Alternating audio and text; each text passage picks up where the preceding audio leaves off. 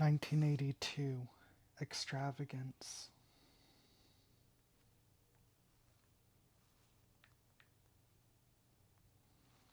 In the fall of 1981, Doug Bloom and his brother-in-law Steve Witt had attended a city council meeting where Geneva Lake divers announced they had discovered the remains of a famous sunken ship and requested financing to raise it. Nothing better exemplifies the attitude of TSR at its height than the company's resolve to bankroll the recovery of the Lucius Newberry, which had caught fire and plummeted beneath the waves in 1891. Under the rubric of building community relations, TSR gave the divers an initial $10,000 to continue the work and promised another $50,000. Scry ahead to September 27, 1982, when this Herculean undertaking drew a crowd to the Geneva Lake Riviera. Divers then attempted to levitate parts of the Lucius Newberry, as the 115-foot vessel could not return to the surface intact. Eyewitnesses reported that the 30,000-pound engine reached land and was hoisted onto a flatbed, which navigated the precarious journey to Sheridan Springs, 2 miles away, under police escort.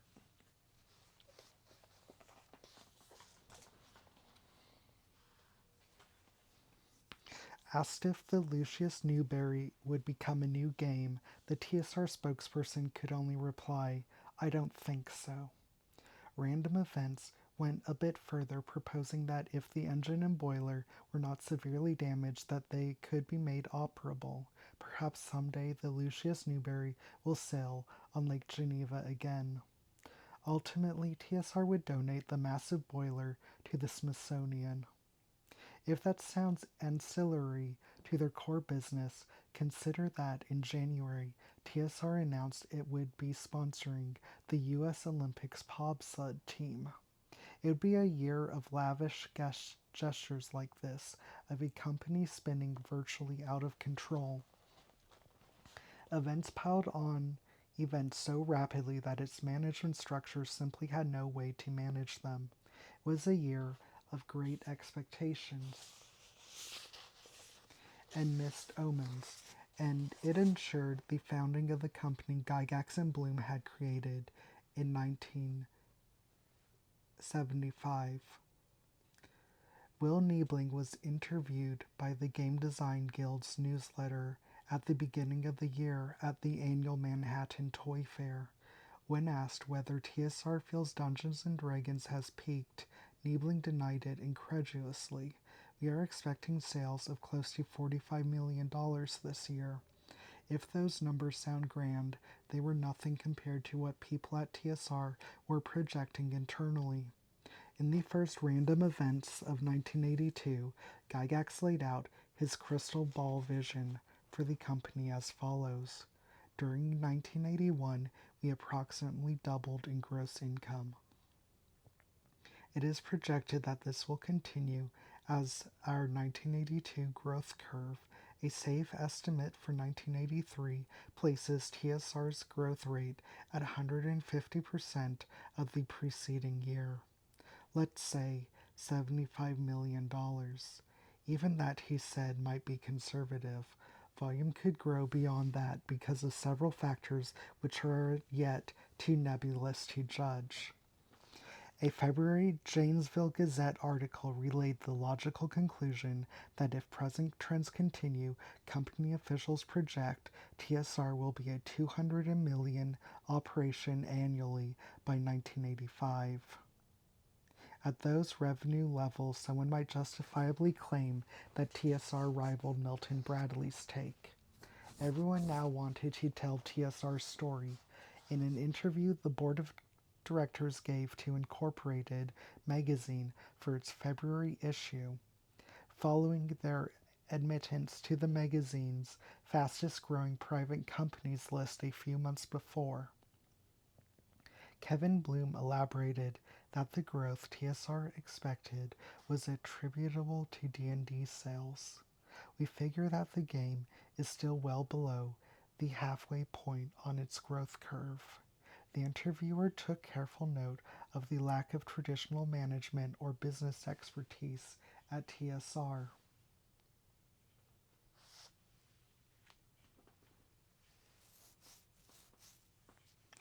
But with half an echo of the steam tunnel incident, the article suggested that at TSR, the line between playing the game and running the business is sometimes blurred. Playing D&D is a lot like business, according to Gygax, who continue, I'd like to think that it teaches our employees to analyze and cooperate. Game players have to learn to look beyond the obvious and see the number of variables they have to deal with. As being incorporated, reporter, if he missed playing games, Kevin Bloom, who had never really been much of a gamer, replied, I love to play, but it wasn't that difficult to forego. Now I'm playing a much larger game called business. That's why we're intuitively good businessmen, because games are a great way to learn.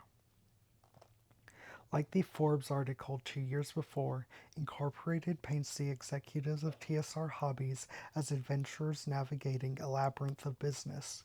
Behind any door, you might find a lucrative licensing agreement with a major manufacturer, an exciting movie deal with a Hollywood studio, or a new distribution avenue with a well-established publisher. Behind the same door, though, you may find a bottomless pit into which you will watch your capital drain sickeningly, or a menacing black dragon that will snap up your untested employees and spit them out in the blink of an eye. Many doors in that dark maze were about to open. In the February random events, Kevin Bloom predicted that the company would grow from its current 7 divisions, not counting the TSR UK subsidiary, into 12 new divisions by the end of the year. He could see 19 divisions and 5 foreign subsidiaries on the distant horizon.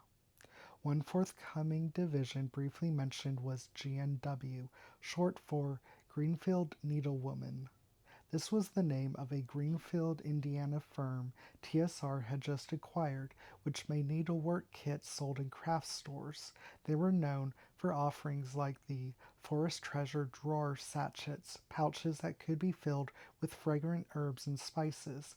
Gygax had hinted at this forthcoming deal in the first random of events of the year when he foretold, we will certainly enter the craft field this year. TSR's relationship with Greenfield began with some management consulting done as a favor to the owners, but as they were looking for just such an entry into the space, TSR bought the company. Only later would it come out that owners, the Stano family, were inevitably related to the Bloom brothers. Connie Stano's mother, Helen, was the sister of Kevin and Brian's mother. Greenfield Needlewoman was just the first spate of acquisitions and new ventures that TSR launched before April. TSR had long neglected the potential revenue of making their own miniatures, a roughly $6 million market in 1982. So they lured Duke Seafried away from Heritage to oversee plans for white metal miniatures and a toy line. Not that Seafried's former employer was a viable business anymore. Howard Barash would take Seafried's place as Heritage's president, but all he would preside over was the inevitable decline of the firm into insolvency. And TSR acquired Amazing Stories, the oldest science fiction magazine, hiring the legendary George Sithers to take over as its editor. This dovetailed into a broader TSR plan to diversify into the fiction market. In March, Gygax could also share with Steve Marsh that there are 4 Endless Quest paperback books, referring to the Rose Estes gamebook project, due out in a few months. After that, we'll take a look at regular book publishing. Then, of course, there was the merchandising. There had to be merchandising alongside such a broad media strategy. In April, TSR hired Andy Levinson, an attorney with a soft spot for licensed collectibles, who manned TSR's East Coast office in the Toy Center in New York. Under deals he managed, there were D&D themed t-shirts, beach towels, bash sheets, party favors, and dozen more licenses that fed income into TSR, including a license with the LJN Company to produce plastic D&D toys. When Gygax reported on the hiring of Seafried and Sithers to Marsh, he had to add, and who knows who else, because by this point there was no keeping track. Gygax continued to Marsh, we are negotiating with several firms to acquire them.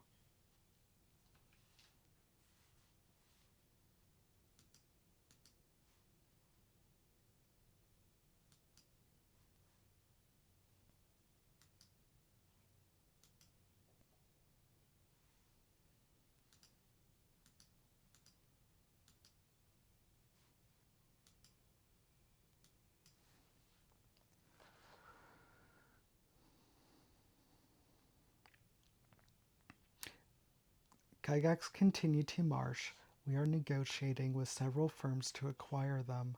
One of those firms, it turned out, was SPI. SPI was a sacred institution of the wargaming community, but the markets for its strategy and tactics magazine had long since peaked, and its attempts to branch outside of wargaming had only led to an enormous debt load. The venture capital they needed to stay solvent could only be gotten in exchange for the collateralization of all of SPI's assets. When they could no longer afford to print their flagship magazine, they briefly explored selling the entire business to Avalon Hill before reluctantly turning to TSR. Based on a preliminary understanding of the strengths and weaknesses of the business, TSR loaned SBI roughly $425,000, most of which was paid to the venture capital group in a deal secured by SBI's assets. The remainder of the hobby games industry watched with abject horror as the SPI situation played out. Every move taken by TSR, SPI, and Avalon Hill was subject to intense and immediate scrutiny, and since so many key industry figures were involved, the volumes of rumor and commentary was unprecedented. As publication of Strategy and Tactics had halted, Howard Barash could no longer use its gossip column to share his side of the story, so he founded a new independent newsletter called The Insider to keep pace with unfolding events. But the gist was that on the last day of March, SPI announced their loan agreement with TSR, which gave TSR voting proxies for the primary SPI shareholders. Thus, Kevin Bloom was summarily voted president of SPI. After a closer examination of their books, as one staffer explained it, TSR found that the debts were far more than anticipated and the assets amounted to less than had been expected, and thus the security granted to TSR began to appear inadequate. Barash reported that it might require double the initial loan to make SPI solvent, so effectively the TSR controlled SPI defaulted on its debt to TSR, at which point TSR took possession of SPI's assets and left the rest of SPI to die. All this caused great consternation in SPI's remaining staff and created an opening for Eric Dodt, who ran Avalon Hill, to lure them over to his side. The design team resigned en masse on April 7th, leaving a panicked Kevin Bloom with the shell of what SPI had once been. At the time, incidentally, Gary Gygax was in London, where he would be the guest of honor at Games Fair 1982, held the first weekend of April. Avalon Hill scored quite a coup at TSR's expense, but the dissolution of SPI must have alarmed them. If SPI could not make it as a board game company, how viable was the very industry? Avalon Hill had diversified already into computer games with its microcomputer games brand, but this remained a minor part of its income, and they faced fierce competition there from companies like Automated Simulations, John Freeman's firm, and Strategic Simulations Incorporated. It was at this point that Avalon Hill captured a significant share of the role-playing game market. In the SPI design team, soon to be rebranded Victory Games, they had acquired a staff that could compete in the role-playing market. But they were not content to put all their eggs in that basket. They too had to invest in further acquisitions of freelance titles and development talent. Dave Arneson's old friend Richard Snyder was hired by Avalon Hill at the start of 1982. Naturally, when he arrived at Avalon Hill, Arneson urged him to get the company to publish the second edition of Adventures in Fantasy. Snyder responded to Arneson that he pitched their proposal and that initially there was support for going with Adventures in Fantasy, but that it was destroyed for two reasons. First, that in a published lifetime of over 2 years, Adventures in Fantasy has done diddly, and second, that Arneson's request for a 6% royalty was met by Eric Dott with the response, "Not a chance." The Snyder had to relay that Avalon Hill is not interested in acquiring the rights to Adventures in Fantasy now or ever. He had a few suggestions for how Arneson might complete the work, but realistically, without Snyder taking the pen, the second edition would never see the light of day. Effectively, this marked the end of Adventures in Fantasy, and of Arneson's effort to supplant D&D with his own rewrite. From this point forward, Arneson would refocus his creative efforts on getting Blackmore campaign scenarios into print, something that would be difficult to arrange without TSR's cooperation. Arneson, moreover, increasingly promoted his adventure games brand. After all of his complaints about publishers receiving awards instead of game designers, there could be no greater irony than seeing a beaming Dave Arneson at the 1982 HIA show accept the Creative Excellence Award plaque for the board game Rails Through the Rockies as the publisher adventure games for a game designed by an outside freelancer. When Incorporated magazine had reported on TSR at the beginning of the year, its piece noted the loose and consensual governance model at the top, which required the unanimity of Gygax and both the Bloom brothers to move forward on any new venture. "We have an unwritten working arrangement where we sit down and thrash out major issues," Brian Bloom affirmed. Doug Bloom, in his capacity as Vice President of Human Resources, elaborated in the March random events that the operation of the presidential office in TSR was quite unique, in that the office is actually held by three individuals, Gary, Brian, and Kevin. As such, the presidential office is a triumvirate, and all have equal power and share all responsibilities of the office. The group operated, Doug explained, on the basis of unanimity. They agree or no decision is made. All votes are equal. No two can be a majority. Doug Bloom's article could be read to imply that Gary Gygax no longer ran TSR Hobbies. The April issue of Random Events dedicated its front page to a piece written by Gygax that effectively constituted a rebuttal. Gygax carefully delineated the responsibilities of the three-man board of directors from everyday administration and operation of the company.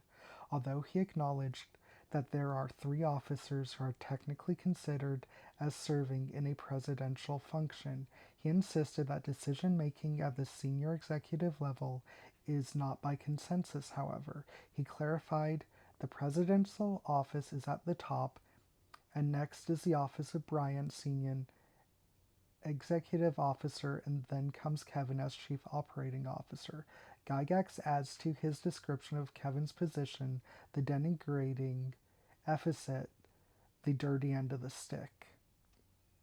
Gygax signaled in that article they plan to restructure TSR into a holding company managing independent subsidiaries. When corporate reorganization is completed, each separate subsidiary operation will be organized to have its own core of officers, with president, vice presidents, etc. While those new operations could mimic the structure of TSR Hobbies, he felt that they might function more efficiently with a single head. Gygax had to concede that at present we have a rather unique manner of functioning, and the new structure will allow for expansion and growth. Surely we should read into this and the open dispute between Gygax and the Bloom family in the employee newsletter that Gygax now felt this strain of the triumvirate structure that would not be sustainable forever. Being the titular head of TSR meant touting the successful business decisions and rationalizing the failures.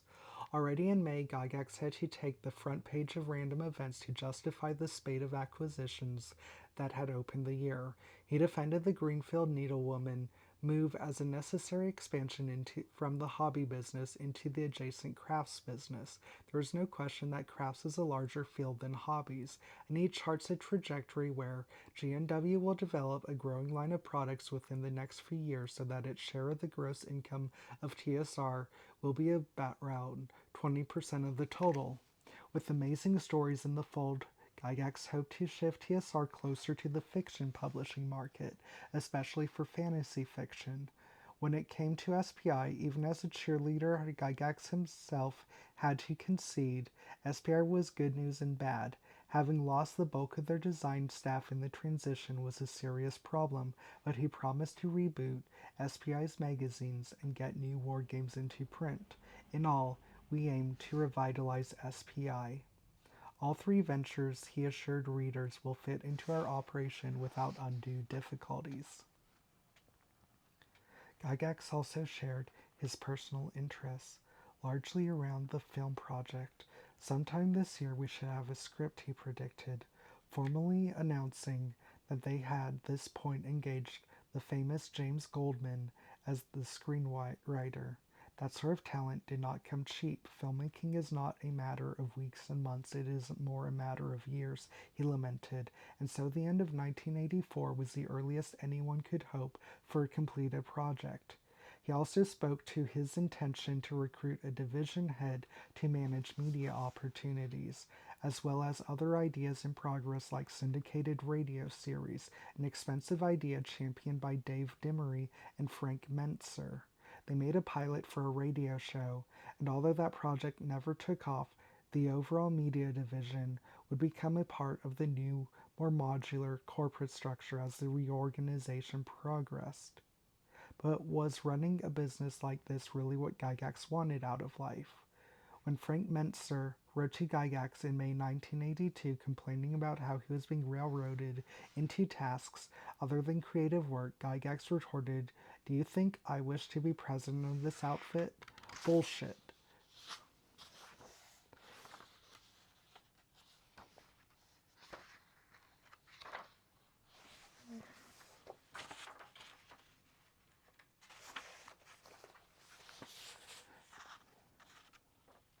I could be loafing, enjoying myself, and writing when I felt like it. Gygax still felt that he had an obligation to the company, that it depended on his leadership, and his job was therefore doing whatever was best for TSR, even if it was not enjoyable. TSR pays you, and as long as you take Morley's gold piece, you'll go where duty sends you, Gygax advised Mentzer. At the end of the letter to Mentzer, Gygax portrayed Kevin Bloom's path to the success into the company as an example for an ambitious young man, and Mentzer certainly was that. Kevin started as an accountant, bookkeeper, and stopgap measure. Through his own hard work, dedication, devotion to TSR, performance, and desire, he was made an officer, then a board member. Gygax downplays the obvious family connection, claiming it wasn't because he was Brian's brother. Take my word on that. In his correspondence of the time, Gygax defended the Bloom brothers, even in letters to people who did not work for TSR. As Gygax wrote in response to concerns expressed by Steve Marsh, do give Brian the benefit of the doubt. He is both forgetful at times and pretty difficult, but he is overall one heck of a good fellow. Some defense was required because the Bloom family inspired increasing distrust among TSR staff. One incident involved Rose Estes, author of the Endless Quest books, and her unsuccessful attempt to exercise a stock option. As Menster detailed it in his May letter to Gygax, word of this incident had made the rounds of TSR staff. A documental breach of promise occurred when Rose paid for promised stock, had her check cashed when it stated on it that it was stock, and then was told no go. Menster was well aware that there were extenuating circumstances. Brian Bloom promised what he couldn't deliver, tighter stock control, etc., but this could hardly instill confidence in Bloom family management. For all of the company's talk about eschewing traditional management structures as the staff ramped up, the lack of the administrative expertise for a medium-sized business became a problem that had to be addressed. They contracted with communications consultants, a firm called 3C, who tried to make it easier to pass information through TSR's fast-growing ranks.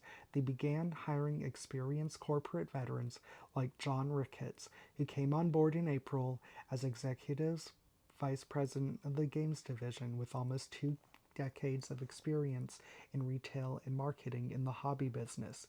TSR sponsored continuing education and management for eligible employees. Dave Sutherland entered a program at the Lake Forest School of Management then, as did Kevin Bloom's wife's brother, Jack Sloan.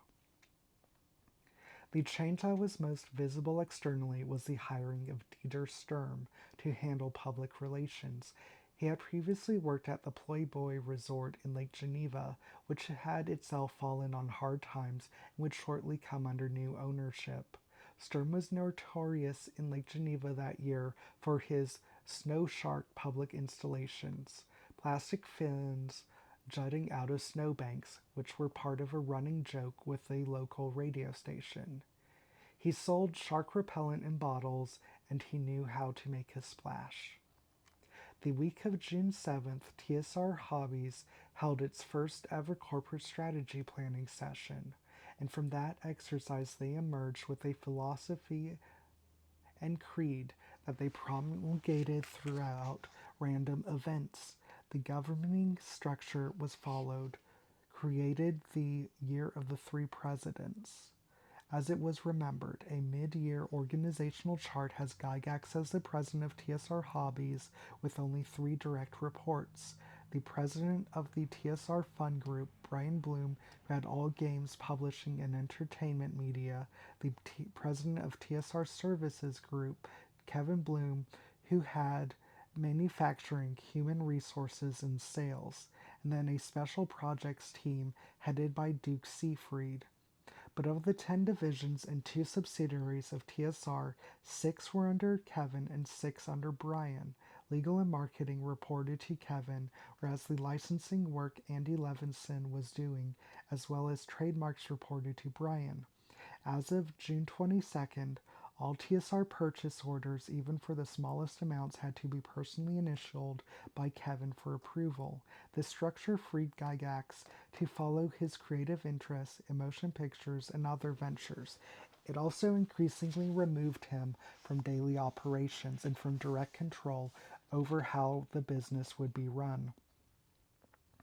Gygax did some continuing work on AD&D, which he published through Dragon, including installments towards the 2nd volume of the Monster Manual, and new work toward an expansion of the main system, but as for when those might turn into products, he could only cry, "Please don't ask me when." The time for D&D to invade Hollywood was nigh. E.T., a June 1982 release, showed a group of boys playing a fantasy role-playing game around their suburban kitchen table. Conversely, the release of Conan the Barbarian provided Gygax an opportunity to explain that everything that a fantasy film should not be. If you have any respect for Conan as presented by Howard, then I suggest you stay away from the theater, or else be prepared for great disappointment. He knew he could do better. "I promise all of you," Gygax wrote in the July issue of Dragon, "that if the D&D film isn't of the quality of Star Wars and Raiders of the Lost Ark, I will not only blast it, but I will apologize to you as well. For the 1982 fiscal year, ending in June 30th, TSR brought in 20.8 million in net revenue for a profit of 1.8 million, its most profitable year to date. But TSR's communications about their growth started to become a bit murky at this point. They did not double their revenue over the often claimed 16.5 million for the previous year, yet because TSR had an abbreviated 9-month fiscal year in 1981, during which time they actually logged just under 10 million, technically they could claim the 1982 figure of 20.8 million was double that, but no matter how they spun it, growth was lower than projected. TSR was still larger than everyone else in their sector put together. Avalon Hill amassed perhaps 8 million in sales for the year, but much of that was in their computer games and sports games. Only about 5.5 million fit into the adventure game space. SPI had died. GDW and Yakinto held steady at around 1 million in sales each.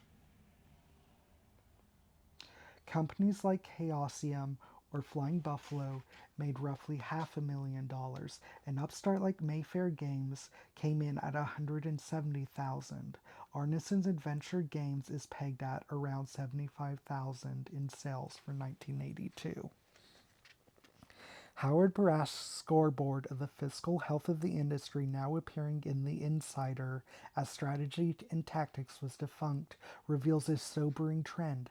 As he charts it, the entire industry grew from earnings of $36.5 million in 1981 to just $41 million in 1982. From this, he extrapolates that the consumer spending increased only 12.6% at a time when inflation was 11.8%. Spending on games was effectively flat. This had put a sudden stop to year after year industry doubling since 1978. America had entered a recession at the end of 1981, which lingered until 1983, and now video games claimed a serious part of the entertainment market.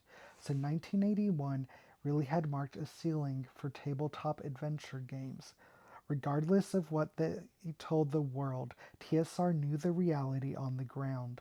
Sales of the flagship basic set were down 16% in 1982 from the year before, and without a new hardcover, a D&D book, Advanced Dungeons & Dragons book sales were down 25%. In a July letter to Will Niebling, Gygax freely conceded that sales of the D&D basic set are decreasing. The burning question was not if were decreasing, but why, and what could be done about it. True to its new corporate identity, TSR organized a task force to extend the product life cycle of D&D and AD&D product lines and to diversify new product appeal to broader market segments. But Gygax basically dismissed its analysis, blaming the slow sales on the company on poor product placement in retail outlets and TSR's failure to produce new products. Gygax even pushed back on the threat of computer games, which represent no threat to our games at the current time, because they offer no interaction, no exchange of ideas. TSR had half-heartedly released a trio of internally developed games this year, including an adaptation of McGarry's Dungeon board game, but Gygax still saw this as a marginal side business. Gygax's solution to the problem was simple. Frank Mentzer will be joining me for training soon. Frank will be in charge of the work necessary in both D&D and AD&D products. Gary believed that he and Mentzer had a firmer grasp on the needs of the market than TSR's marketing people. For some time, Gygax related with exasperation. I have stated exactly what these product lines needed, and this has been ignored. I have taken steps to correct it. I will see that it's taken care of.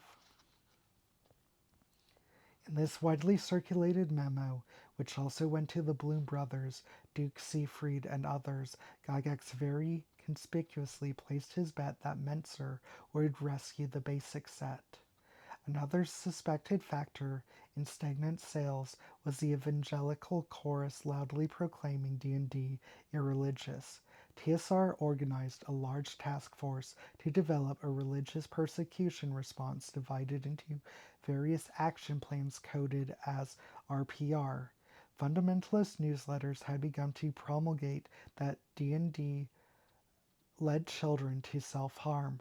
For example, John Terrell claimed he had spoken the previous September to a Seattle doctor who was treating a policeman for severe depression brought on by the suicide of his 16-year-old son. The son, who had heavily been involved in D&D for 2 years, shot himself with his father's service revolver. The doctor went on to say that so far in this country during 1981, 60 suicides have been directly attributed to D&D. Who knows where that number came from, but the figure quickly became a talking point for the fundamentalists, as it inevitably would follow Egbert's suicide in 1980. This was not a problem that would go away, it would only get worse.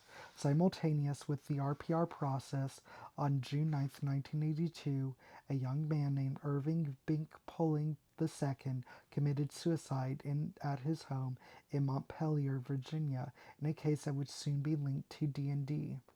As a satanic panic gained momentum in the RPR project, Gygax saw a tough job that Duke Seafried could dependably tackle from the other under the rubric of his Special Projects Division.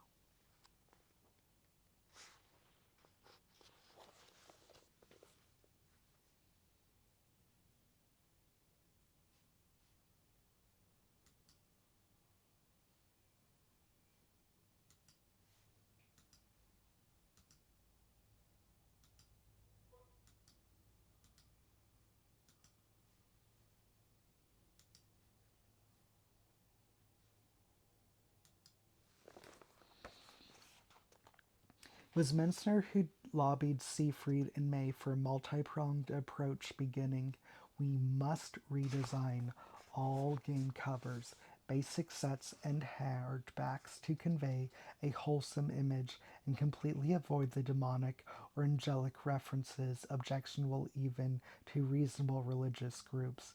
He counseled the same path for advertising and further advocated that TSR get some outside help in managing public relations from someone prominent who moved in religious circles or perhaps a psychologist.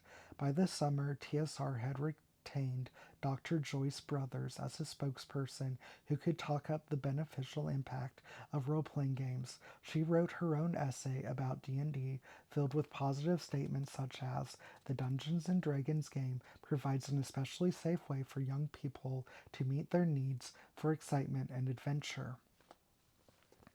As a part of the RPR process, the task force reviewed some religious pamphlets criticizing D&D.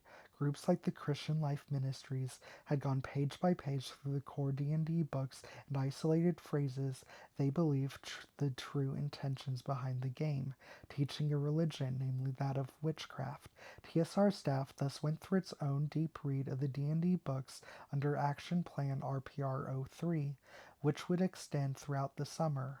Looking at the sections on demons and devils in the Monster Manual, RPR-03 came up with a list of possible approaches for mitigating any religious concern, which ranged from moving demons and devils into an appendix or deleting them entirely.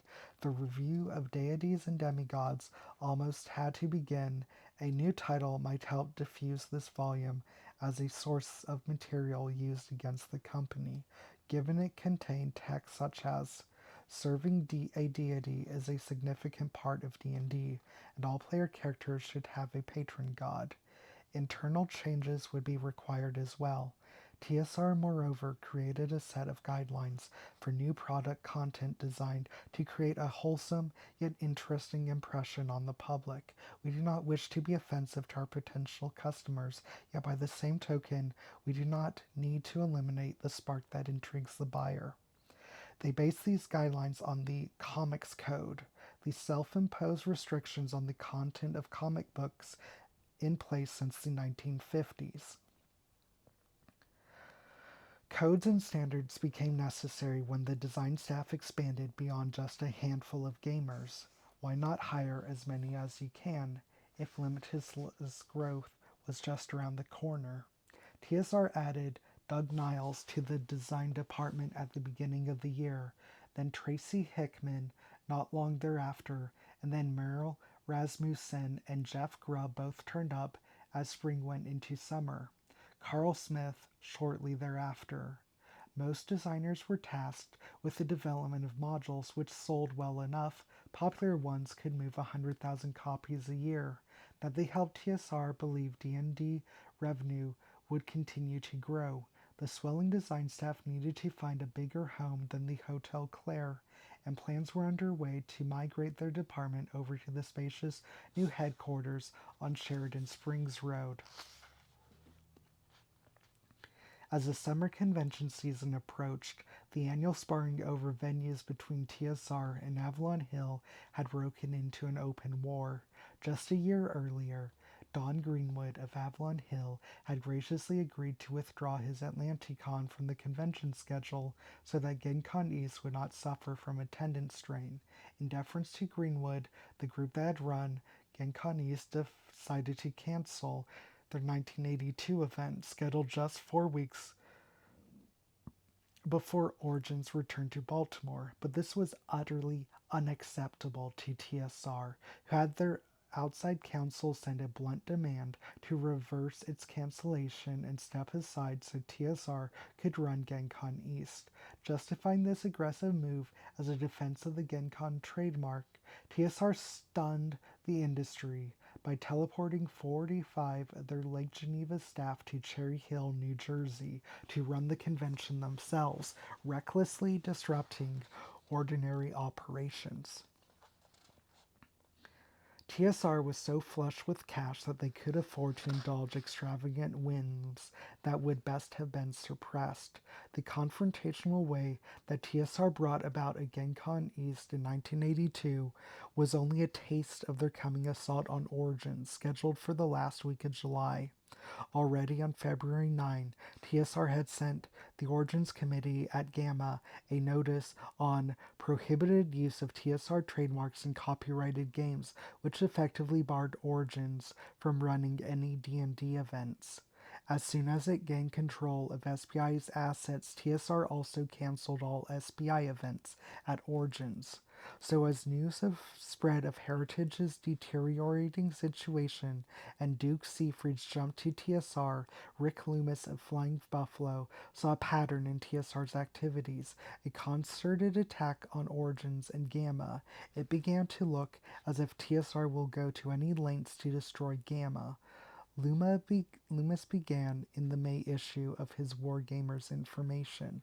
With my tongue-in-cheek, of course, but only partially, he went on to review how TSR had mistreated Gamma in the past, but homed in on Gygax in particular, and the way that he leveraged TSR to lord over the rest of the industry.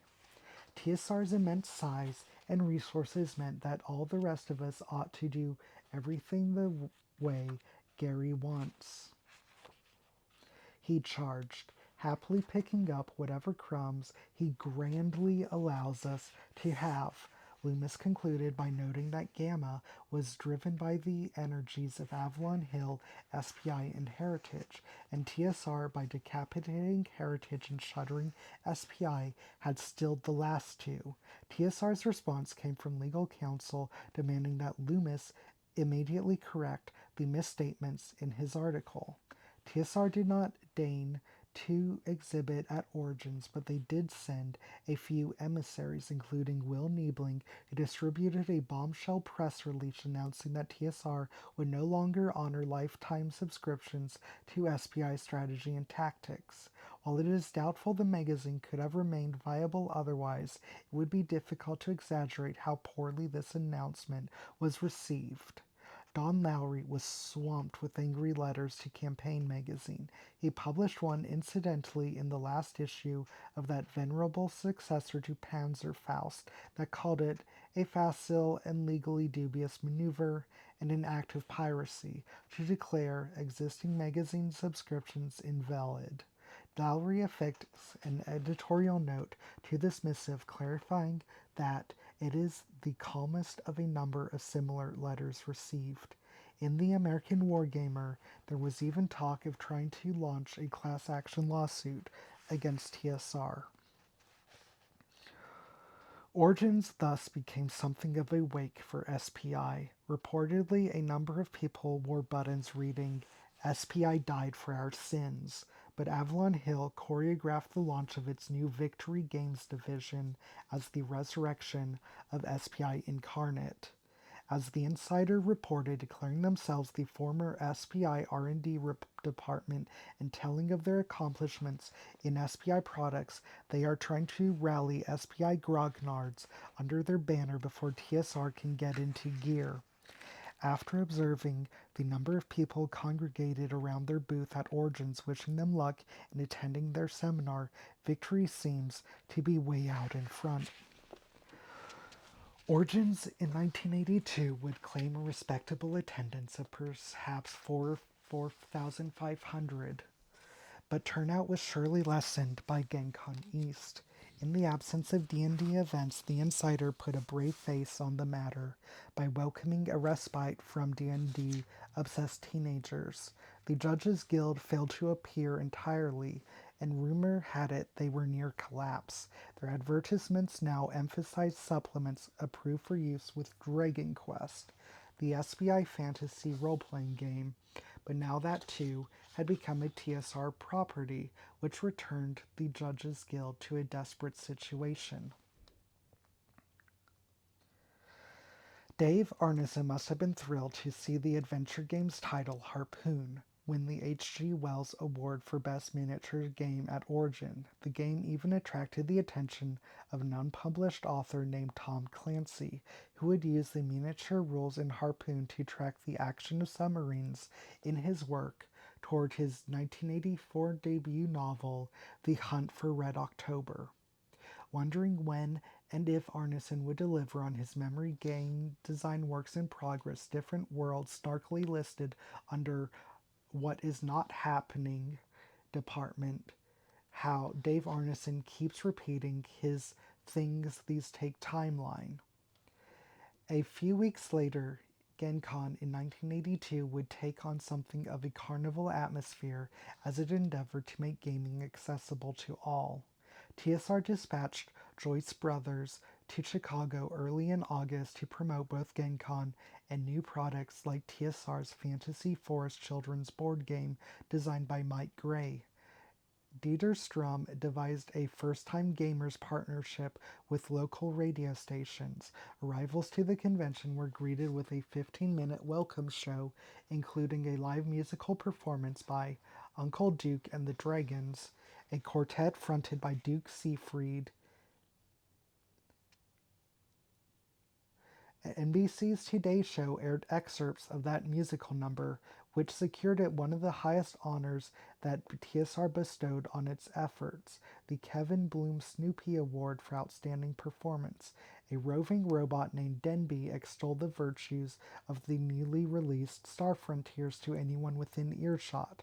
At this point, GenCon truly had become a promotional event for TSR products. Yet the absence of any new D&D core rules release was palpable. A module called The Forgotten Temple of Tharzdan sold best at TSR's booth, outshining even Star Frontiers. The byline of Star Frontiers, moreover, raised a few eyebrows in the industry. The design credits for TSR for Star Frontiers are listed as TSR staff. Different worlds, shrewdly noticed. Why no names? I heard that Lawrence Schlick, now of Coleco, is primarily responsible. The account in Dragon magazine begged to differ, but this became another industry talking point about TSR cheating designers of credit and royalties. And although TSR showed off its computer game projects, none of them were D&D products because TSR had fielded out the electronic rights for D&D to Mattel. As a reminder of just how substantial that market might be, Mattel erected a large booth at Gen Con to show its first Intellivision D&D cartridge in action.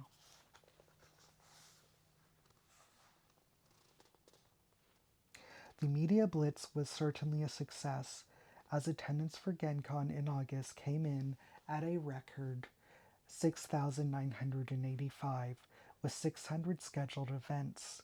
Amidst all of this splendor and bustle, how must Gygax have felt to witness the humble gathering he had founded in 1968 rise to such heights?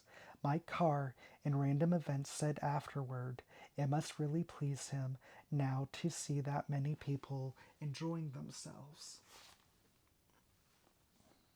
No doubt it did, but the issue of Dragon magazine distributed at the convention carried an exhaustive guest editorial by Gygax that painted a more fraught picture.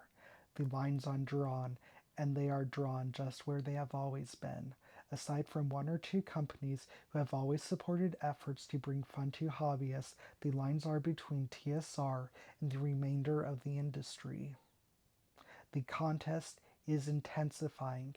It is time that someone spoke about it. Gygax once again reiterated the story of how GenCon and Origins became rivals, of how Avalon Hill tried to represent Origins as the national convention instead of GenCon. He vented years of bitterness stemming from when Avalon Hill and SBI laughed at TSR as the strange fellow who thought fantasy was more fun than war games, and then the lucky nobodies riding a fluke which would soon burn out. But now virtually everyone was imitating D&D instead of being dismissed. TSR is envied and sniped at. In my opinion, Gygax summarized, Origins and its supporters see conventions as a battleground, a place to stamp out TSR once and for all. Even if we grant that, TSR accepted that invitation to battle long ago, back in TSR's infancy when, as Don Greenwood put it, GenCon is what got TSR off and running. The unveiling of Origins was an existential threat to the young company because Gygax believed Gamma was bent on the destruction of TSR.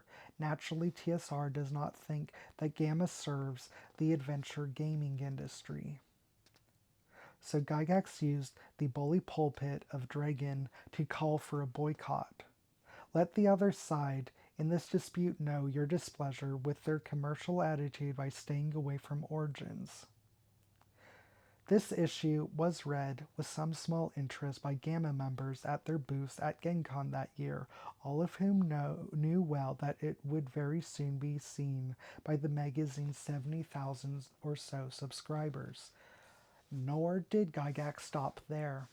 In the very next issue of Dragon, he turned his attention to Loomis' earlier accusations about TSR, representing that they had only now come to his attention. If you seriously believe that TSR would spend hundreds of thousands of dollars merely to go to any length to destroy Gamma, you are, in my opinion, either irrational or suffering from paranoia, Gygax fumed. Loomis had incidentally made it clear that he was not entirely serious.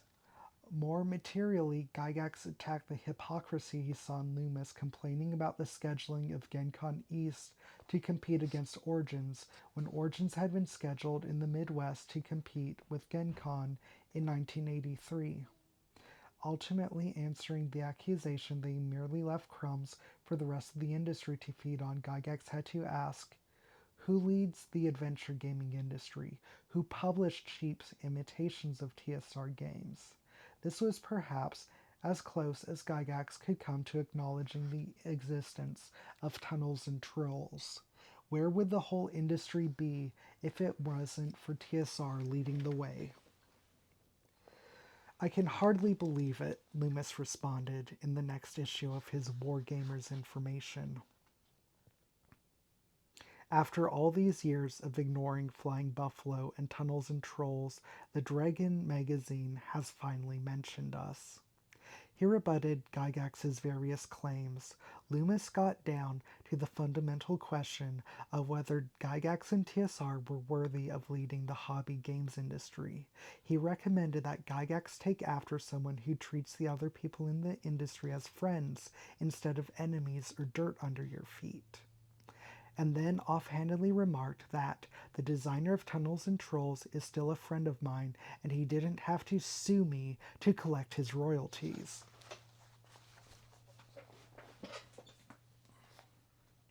Loomis paints TSR's current treatment of the industry and Gygax's past treatment of Arneson as manifestations of the same problematic behavior, and in that light it is plain to see why the industry effectively rallied around Arneson.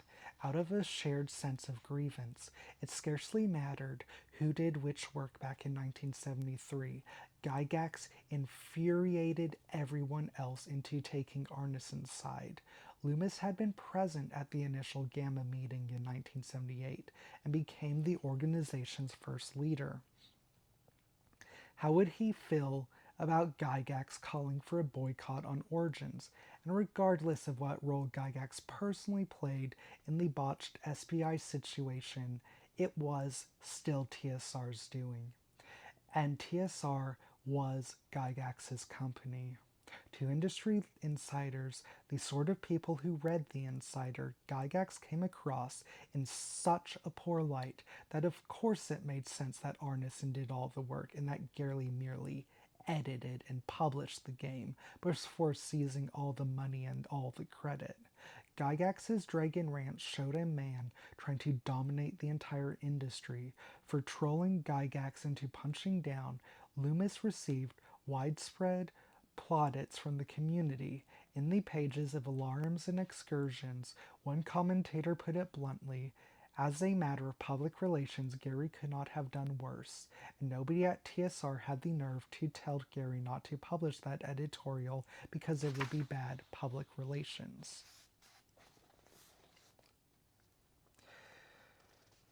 If Gygax comes across to us as insincere, lashing out at Loomis and other enemies, real or imagined, he had ample reason to be so. He had risen from utter destitution to a level of wealth he surely had no idea how to manage. He wrote to Steve Marsh in August that his cash reserves were at a low ebb right now, as he apparently underpaid his 1981 taxes, which by $120,000, which required him to borrow money.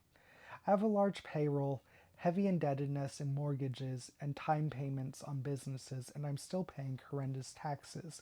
But this did not exactly mean that Gygax was living frugally. Less than a week later, he reported in another letter that his Dragonlands ranch was almost at 30 head of horses now, and the stable was being completed in November, will come up none too soon. He was building a third story onto his house, too.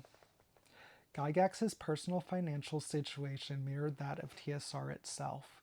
In the middle of the year, Steve Witt gave an update on the status of the many TSR hobbies properties in the pages of random events. As the manufacturing facility construction neared completion, Witt confirmed that TSR would imminently acquire more land next to the Torrent building for further construction in the future.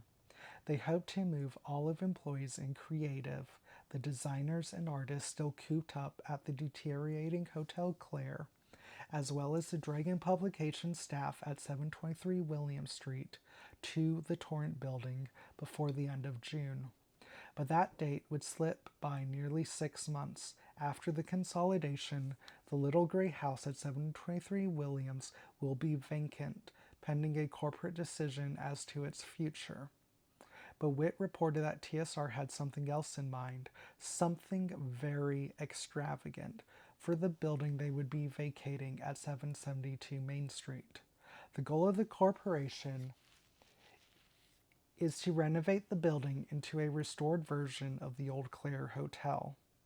That was a bit more prosaic than the proposal Gygax had floated the year before after they moved all warehouse product out of the basement of the Hotel Claire. We intend to construct a large museum-like area and an actual simulated dungeon labyrinth.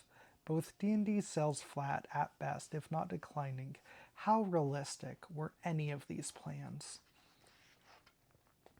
All but lost in the buffle of this extravagance, malaise was growing at TSR. Back in December 1981, Gygax had sent a memo to Mike Carr expressing concern about some of the decisions made at product engineering, which fell under Carr's remit as head of manufacturing. The dice that had been inserted into the latest revision of Dave McGarry's Dungeon board game were TSR's own numeral 6-sided dice rather than standard pip dice.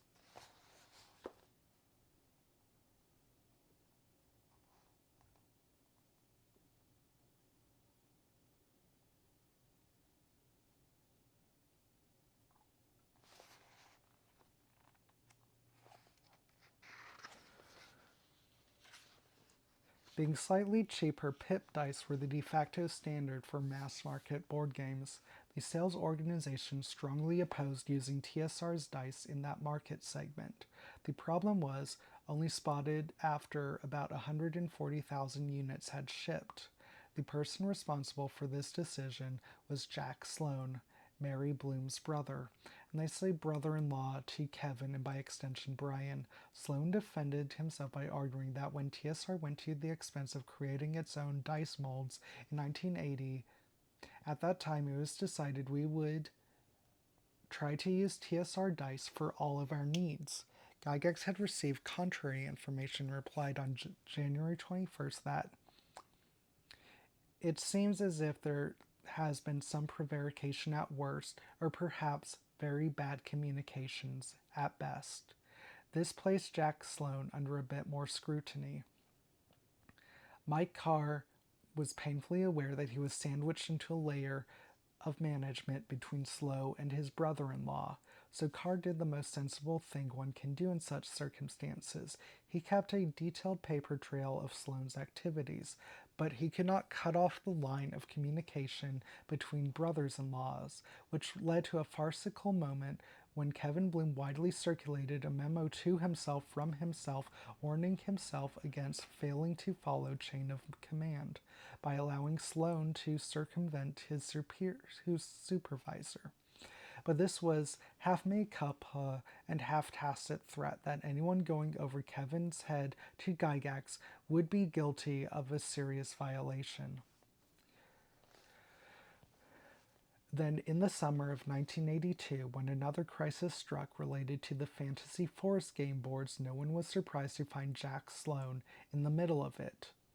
The purchase order for Fantasy Forest boxes had been submitted with the dungeon board as a prototype. A problem arose because the vendor incorrectly recorded how the hinges on the board worked, and because of the different dimensions of the folded board. The Fantasy Forest board would not fit into the boxes that TSR had purchased. By this point, a blunder of this magnitude could not be kept secret from the sleepless vigilance of the hostile industry. Different Worlds already could report on its August issue. I wonder whose head will roll in Lake Geneva for this one.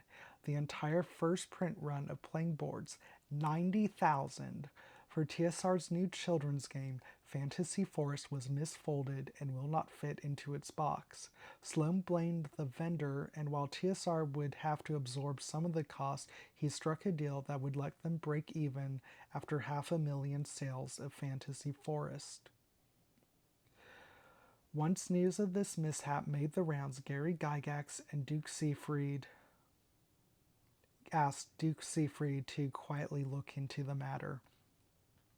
Seafried deputized Bryce Knorr, who worked in the Special Projects Group, as an inconspicuous surrogate. As Seafried and Knorr started putting the pieces of the puzzle together, the optics of the situation quickly worsened.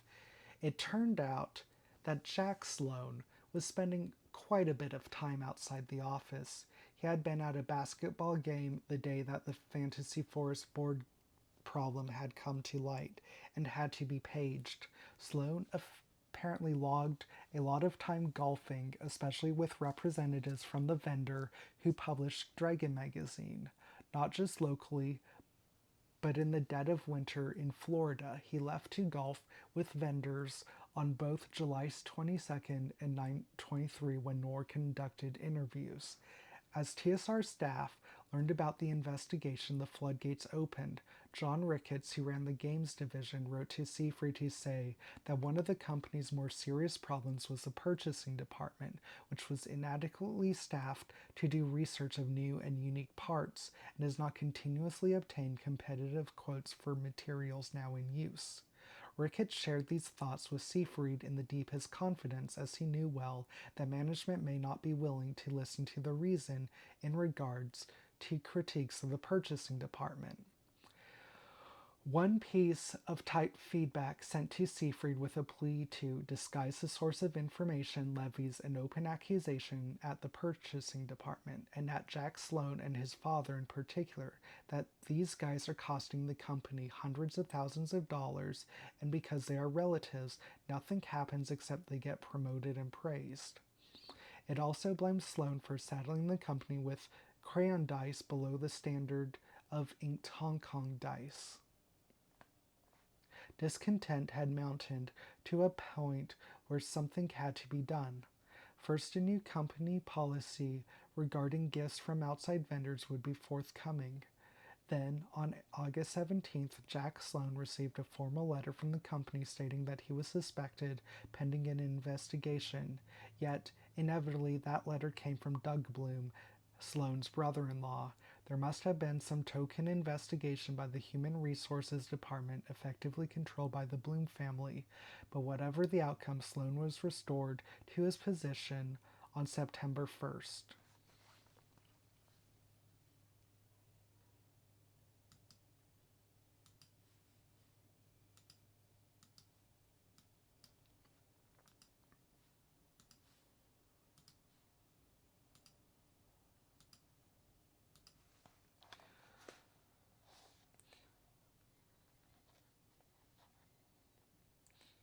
Furious, Carr sent a letter the next day to both Kevin and Doug Bloom. I would like to go on record in stating that I feel your decision to bring Jack Sloan back to work with so many questions unresolved was premature and extremely damaging to morale company wide. As Carr bluntly wrote, he would prefer that Jack not be a part of this division.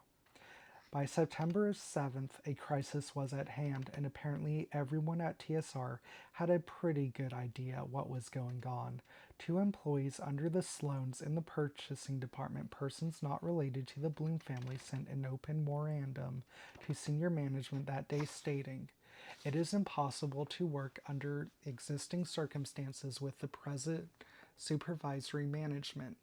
Affidavits giving particulars they had witnessed firsthand accompanied the memo, which pledged, in the absence of the current management, we will give you 100%, 110% effort and help the company get through this difficult situation. Knorr had spoken to an eyewitness who believed that Jack and Bob Sloan had both been in the office the past Saturday in the company of Mary Bloom, going through purchasing records and possibly tampering with them. Knorr appealed to Seafried, can the company stand another week of this affair? Carr pleaded with Gygax to intervene, so Gygax put an important message right below the masthead in the September 15th issue of Random Events. In order to assure both positive mental attitude and free lines of communication, please remember that you should copy the office of the president of TSR Hobbies Inc. on any matter which you believe is of importance to the company. No one can tell you otherwise, as restricted information flow in this regard violates my direct policy. No one, presumably including Kevin Bloom. Nor urged putting an abrupt end to this situation. Of the four options he proposed, all involved Jack Sloan exiting the company, varying only in the degree of dignity that would accompany him.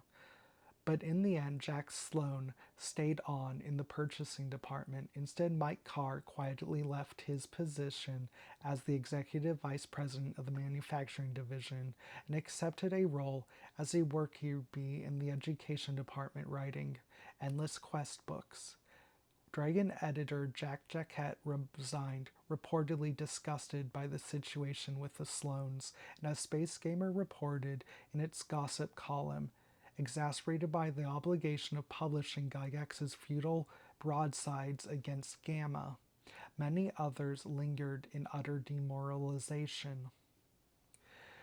TSR held its 1982 Founders Day celebration on October 1st at the main house of the sprawling Lorimore estate, until recently a Franciscan friary, among the largest mansions on Lake Geneva, second only to the imposing Stone Mansion.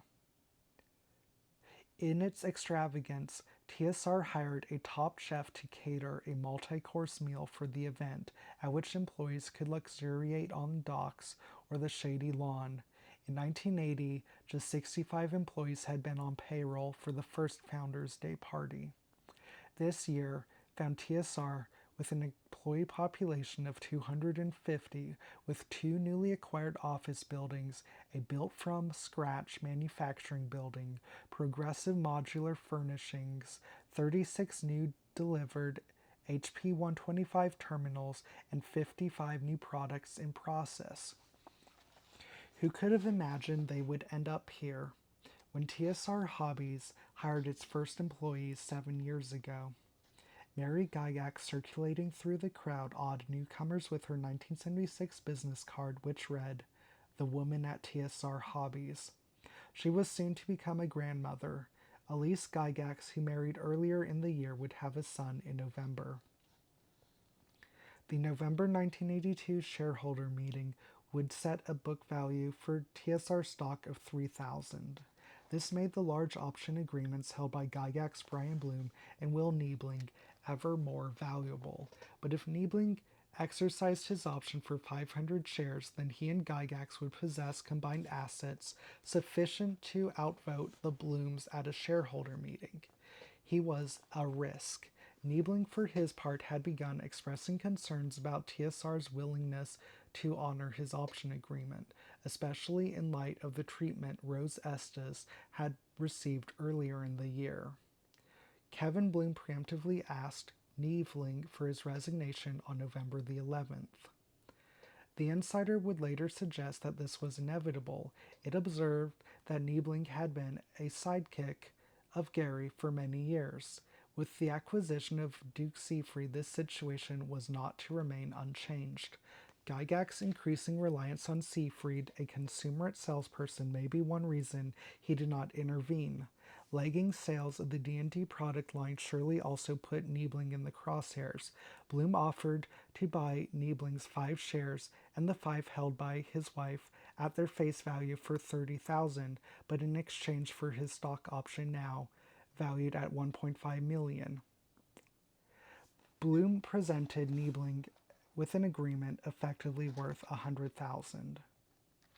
Niebling instead decided to exercise his option on the spot, and after passing around the hat and borrowing a bit from some fellow executives, he offered the necessary amount for the exercise, but TSR declined to honor it, and he was dismissed immediately.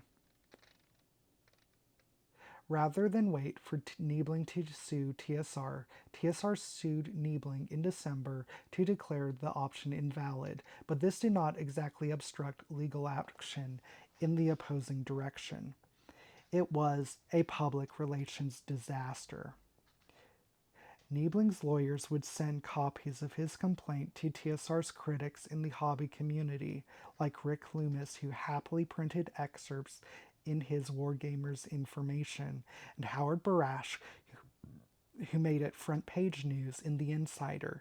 Niebling's attorney told Loomis that back on May 12, 1979, because Brian Bloom signed the option agreement at his own wedding reception, TSR attorneys insisted that the option was not valid because they claimed he may have been intoxicated at the time, and that Bloom had no memory of executing the agreement. Niebling's legal team easily found other ex-TSR employees and even Mike Carr willing to testify that they too had faced rejection when attempting to exercise stock options. so they could represent this as a pattern of behavior. If the option was not to be honored, Niebling sought $10 million in personal damages from Gygax and Bloom. A massive lawsuit was just another thing Gygax lacked the time to manage. Between travel and Hollywood ambitions, TSR had entered into development work with a few potential partners toward a D&D animated cartoon series.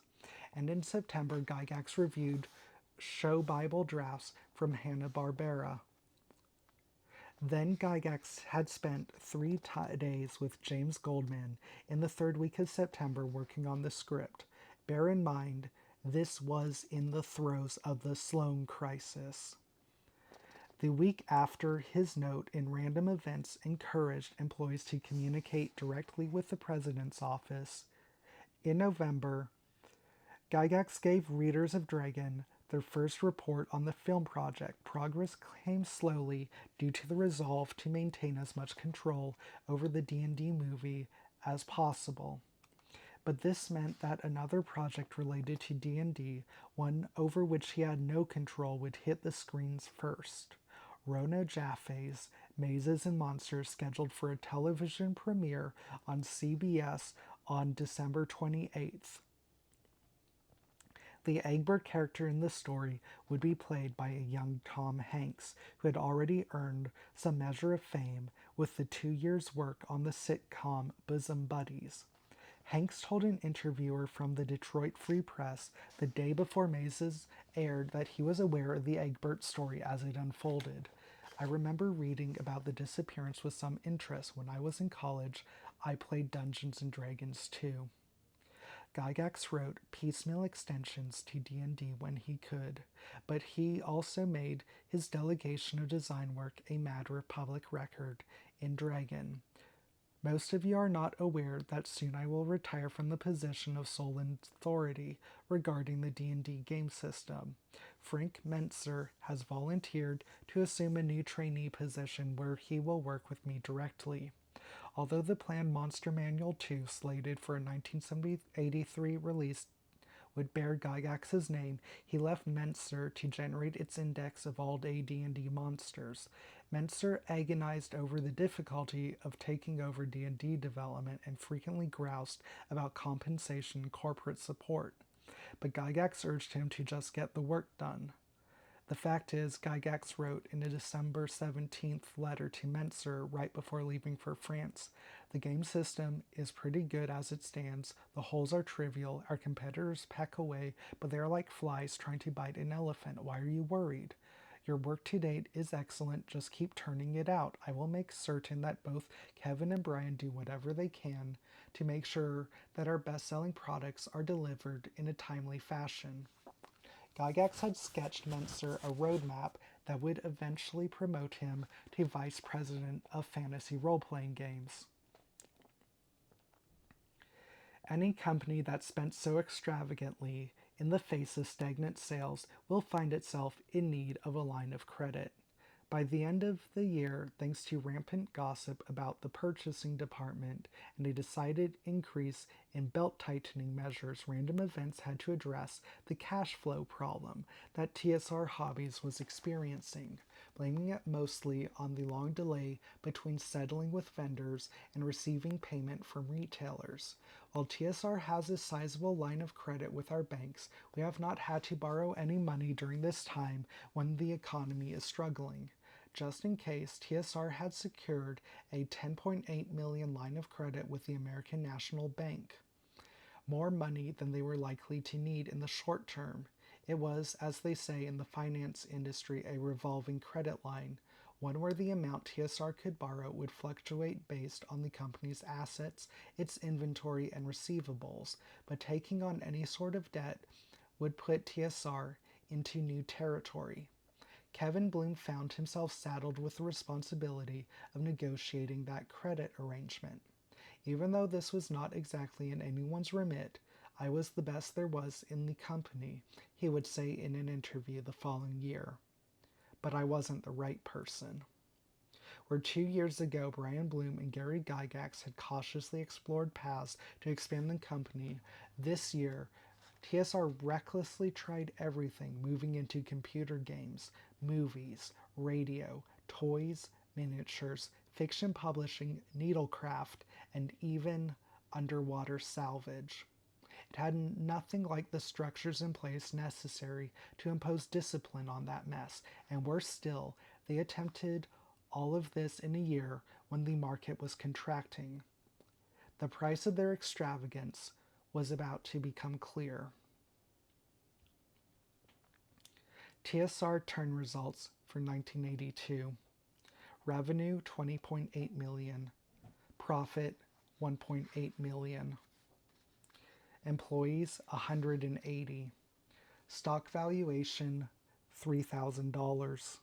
GenCon attendance versus Origins 7,000 versus 4,000. Number of presidents of TSR 3. Players eliminated SPI. That will be it for today. We'll have our usual stream tomorrow, and we'll start on the Hopper New York book, but I'm not sure if I'll read more of this tomorrow. So we can expect also Sunday.